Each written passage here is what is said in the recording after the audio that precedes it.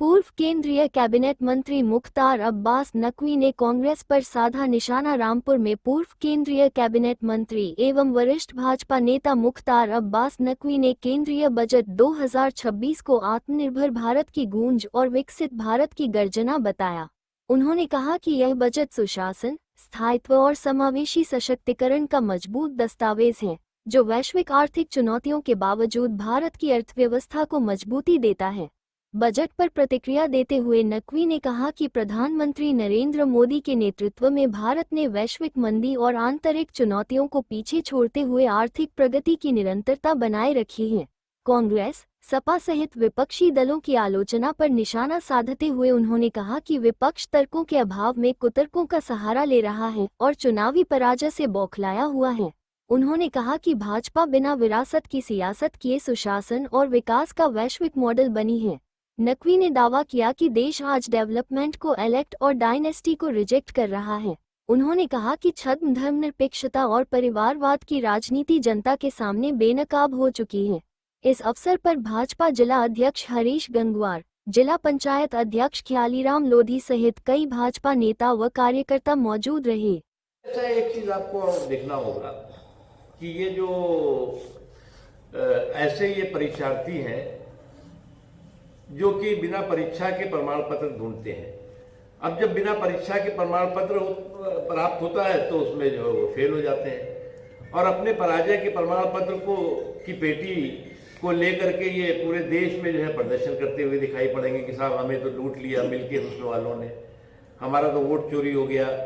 जब आप ये बात समझेंगे नहीं और आपको केवल विरोध के नाम पर विरोध करना है तो उसी का नतीजा है कि आज चाहे कांग्रेस हो और चाहे समाजवादी पार्टी हो, उसमें जो है वो रणबांकुरों से ज्यादा रणछोड़ बहादुरों की संख्या दिखाई पड़ रही है।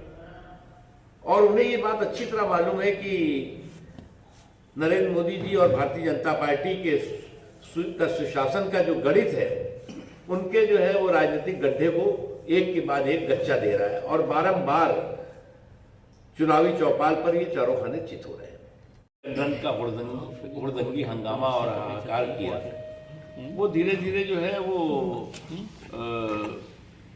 हवा हवाई होते जा रहे हैं।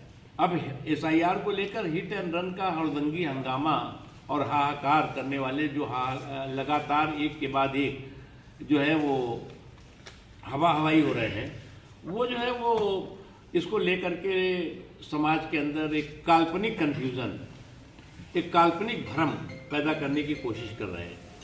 लेकिन एसआईआर जो है वो जो वैध मतदाता हैं उनकी संपूर्ण पूरी तरह से सुरक्षा है और अवैध मतदाताओं की समीक्षा हमेशा ही जो लोकतंत्र है उसमें होना चाहिए।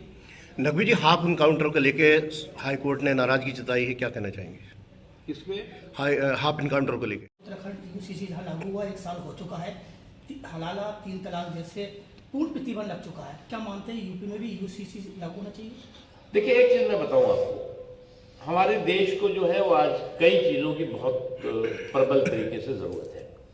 जब हमारे संविधान निर्माताओं ने, बाबा साहब भीमराव अंबेडकर ने के नेतृत्व में जो संविधान बना था, उसमें सब संविधान निर्माताओं ने बहुत स्पष्ट कहा था कि कॉमन सिविल कोड की दिशा में जो भी गवर्नमेंट ऑफ द डे है, जो भी सरकार है, उसको आगे बढ़ना चाहिए और कॉमन सिविल कोड आज वक्त की जरूरत है। और एक बात मैं स्पष्ट करना चाहता हूं कि कॉमन सिविल कोड का कतई अर्थ नहीं है कि किसी भी देश के धर्मावलंबी के धार्मिक अधिकारों पर किसी तरह का जो है वो कंट्रोल होगा या उस पर कुठाराघात होगा।